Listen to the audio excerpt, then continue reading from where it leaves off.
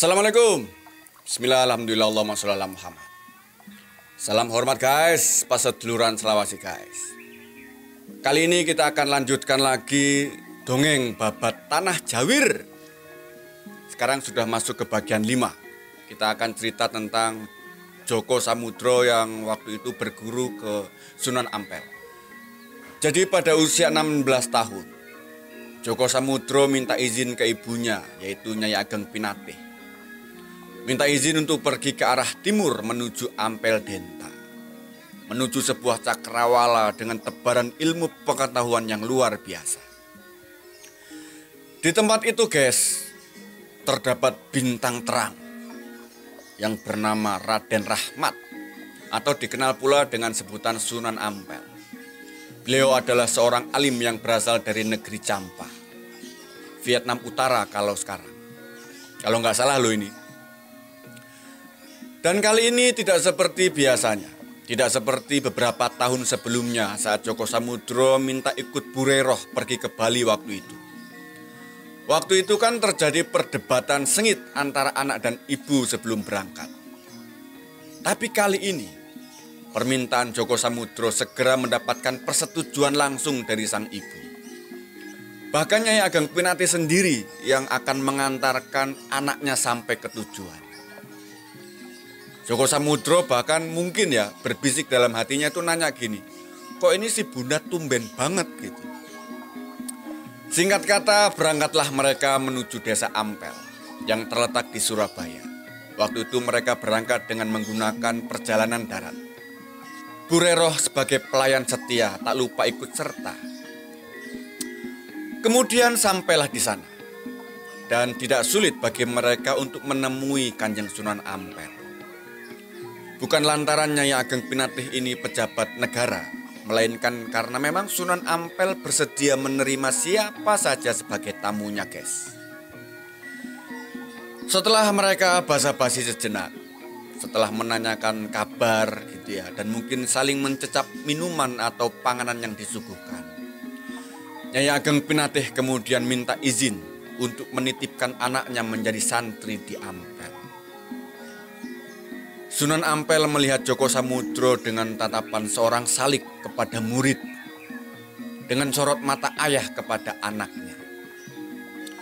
Mata jasad beliau mungkin melihat remaja tampan dan gagah, tapi mata batinnya barangkali melihat makhluk Allah yang luar biasa dengan segala banyak keistimewaan yang ada di situ.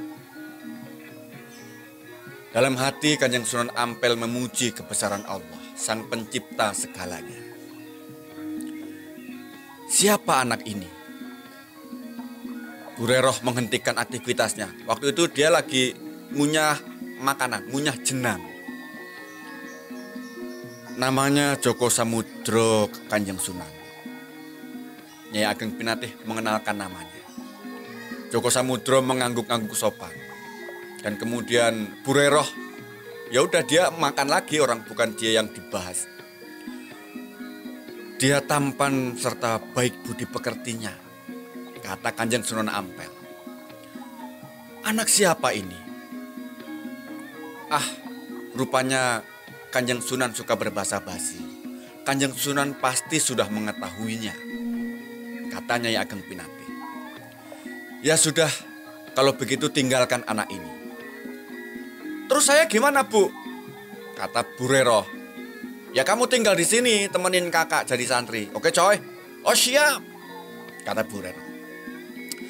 Kemudian Nyai Ageng Pinatih mohon pamit pulang dan meninggalkan Joko Samudro dan Bureroh menjadi santri di Ampel Denta, di bawah pengawasan langsung Kanjeng Sunan Ampel. Sejak hari itu resmilah Joko Samudro terdaftar menjadi murid Sunan Ampel. Waktu berjalan guys, dan di antara sekian banyak santri yang ada, Joko Samudro jauh lebih menonjol dari yang lain. Dia dapat menangkap pelajaran dengan sangat cepat. Jika ada tugas menghafal, dia paling pertama bisa menyetorkan tugas hafalannya. Selain itu, Joko Samudro juga paling giat melaksanakan perintah. Begitu ada perintah, jalan. Akhirnya dalam waktu singkat, Djoko Samudro sudah bisa menghafal sebagian ayat-ayat Al-Quran, beberapa puluh hadis sahih.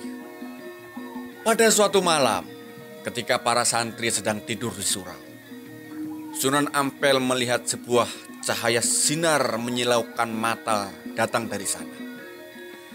Cahaya itu berpendar dalam warna yang nggak kekuning-kuningan. Berarti kesimpulannya bukan dari lampu minyak. Dan juga bukan berwarna putih berpendar-pendar. Berarti kesimpulannya para santri pasti tidak sedang mabar. Lagi main HP kan biasanya ada cahayanya tuh. Kanjeng Sunan kemudian bergegas melangkah untuk memastikan apa yang sedang terjadi dalam surau. Tampak jelaslah bahwa sinar itu keluar dari salah satu santrinya yang sedang tidur pulas, sementara yang lain sedang mendengkur keras.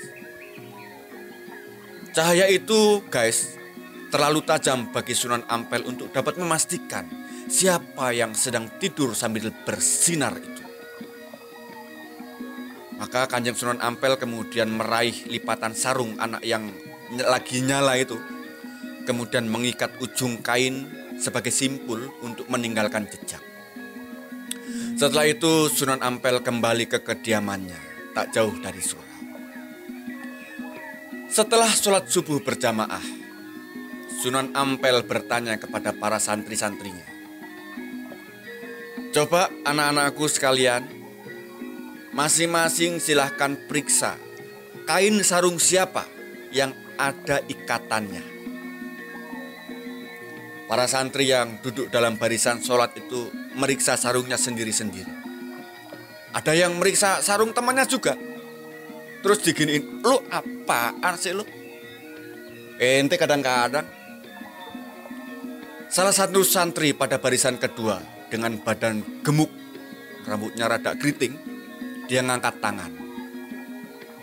Kemudian Sunan Ampel bertanya, "Apa kamu angkat tangan? Di sarungmu ada ikatan?"